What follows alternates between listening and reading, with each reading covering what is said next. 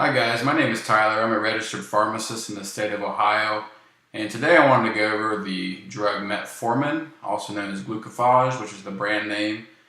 This information might be helpful if you take Metformin or someone you know takes this drug. So let's go ahead and get into it. Please bear with me. This is my first video upload, so let's see how it goes. So the uses of Metformin, the main use is for type 2 diabetes. And unless there are contraindications, which I'll get into here in a little bit, it's the first line therapy for type 2 diabetes. And this is the recommendation from the American Diabetes Association. And the reason why is because it does work quite well. You can see a drop in your A1C of around 1.5%. Some other good things, there's a low chance that when you take this drug alone, it will cause hypoglycemia or low blood sugar. And another positive thing is that you normally don't see weight gain. And it can actually help you lose some weight in some instances, which is seen as a positive. And the way it works is by decreasing gluconeogenesis.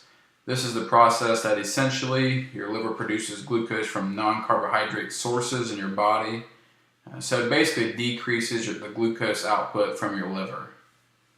And also Metformin helps insulin sensitivity in places like your muscles and your liver, making it easier for glucose to enter those cells. Some other uses for Metformin that are off-label, so they haven't been approved by the FDA for these, but doctors do see positive outcomes when using Metformin for these. So they include polycystic ovary syndrome, or PCOS, fatty liver, not due to alcohol, pre-diabetes. Some doctors want to try to prevent you from going to a full diabetic diagnosis. And in also some cases, it can be used for weight loss. And real quick, I just want to go over the contraindications for Metformin. So basically, people who have any of these should not take the drug, or they should at least correct the problem before using it. First, we have lower kidney function, and this is based on creatinine clearance, which creatinine clearance may not be a totally accurate measure of kidney function, but it's really the best we have. That might be a topic for another video. So when I was in school, they said anyone lower than 60 milliliters per minute, that was a contraindication for using Metformin. But that has been changing. Now the cutoff is usually seen around 30 milliliters per minute. Some other ones, liver disease, which is either fully developed or progressing, alcohol abuse, and also dehydration. You want to get this taken care of before either starting the drug, or if you start getting sick and your fluids are low, you may want to actually stop taking Metformin for a while. And this is mainly because your kidneys need to have fluids filtering through them for Metformin to leave the body. Now I want to go over side effects for Metformin. There is another one that is not on this slide that I'll mention at the end of the video, and it's also a black box warning. That'll be the final slide. So for side effects, the most common is gastrointestinal issues. So this would include diarrhea, nausea, vomiting, gas, things of that nature. And in some cases, this can be pretty severe. This is actually a major reason why some people do not take Metformin or they have to stop, is because of these side effects. So some possible ways to counteract them are to take Metformin with food, so it is easier on the stomach. There are also extended release versions of Metformin that release the drug slowly instead of all at once. However, these versions are usually much more expensive than just the immediate release. So if you try these extended release formulations, you might have a higher copay, or your insurance may not cover them at all. So just something to think about before you try switching. Other less common side effects, they include headache and a lack of energy. And then we have the most serious side effect of Metformin, and this is something called lactic acidosis. So basically, this is a life-threatening event that requires emergency medical attention immediately. The good thing is it's very, very rare. The incidence is around 9 cases per 100,000 person years.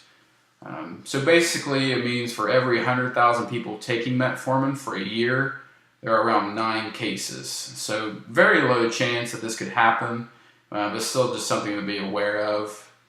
And one pretty bad thing about lactic acidosis is there really aren't any telltale symptoms. Some possible ones are nausea, vomiting, a general tired feeling, hyperventilation. And this is more likely to happen in people with decreased kidney function. That's why we worry about creatinine clearance and also dehydration. If your kidneys aren't filtering your blood, this can predispose you to lactic acidosis. But really, it can honestly happen to anyone, even if your kidneys are working fine.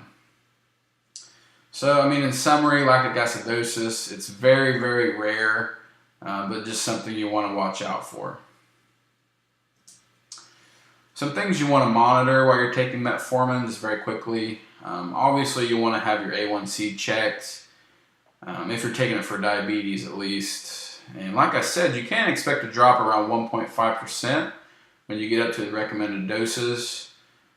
So it does work quite well, like I said. Also get your serum creatinine checked at least once per year, especially if you're someone that's kind of between the 30 to 60 creatinine clearance. You may want to get it checked more often than that. And then my final topic is I want to discuss vitamin B12. This is something that really isn't as widely known as it should be. There is a black box warning with metformin that it can lower your vitamin B12 levels. And this actually happens in up to 30% of patients that take metformin. And they have found that when you take metformin, it decreases your absorption of B12 from your diet, or if you even take a multivitamin. And this can lead to decreased levels in your blood. It also appears that the longer you take metformin, the better chance you can have of developing this issue. So it is important to keep tabs on your B12 levels. I would suggest getting your level checked when you first start metformin, and then after that, at least 2 to 3 years. Quickly, just some symptoms of B12 deficiency, and these are usually when it gets pretty severe. Neurologic symptoms, such as mood swings, depression, irritability, if you're feeling forgetful, just a general cognitive slowing. This could be a sign of B12 deficiency. Also, if you have any soreness or swelling of the tongue, this is also another sign. And one option you can consider is to supplement with B12, whether it be just a multivitamin, which most will include vitamin B12, but maybe just check the bottle or ask your pharmacist to make sure. There's also tablets that just have B12 in them. You can usually buy those over the counter, or the doctor could decide to give you an injection of B12, or he just could prescribe it for you. But as with anything, talk with your doctor or pharmacist before you take anything over the counter or prescription. That way we can prevent the side effects of metformin from getting too serious. So really, that's all I have, guys. I want to thank you for watching. And like I said, this is a brand new channel, so if there's any topics or drugs you would like to see covered, please let me know. I do work full-time, so I won't be able to upload daily videos, but I would like to upload at least maybe once or twice a week, especially if anything important comes out, like maybe drug recalls or new black box warning, things like that. So again, thanks for watching, and have a great day.